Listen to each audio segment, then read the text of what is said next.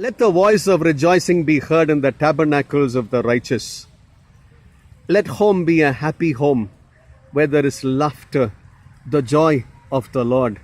Because He fills my mouth with laughter and He makes me to fill others' mouths with laughter. Yes, home is a foretaste of heaven.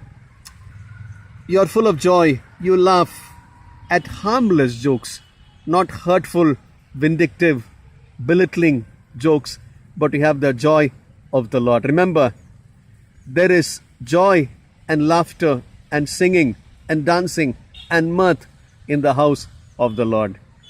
Oh yes, it's the banqueting table, and God invites us to come and rejoice in Him, with Him, rejoice in His presence and in the company of one another.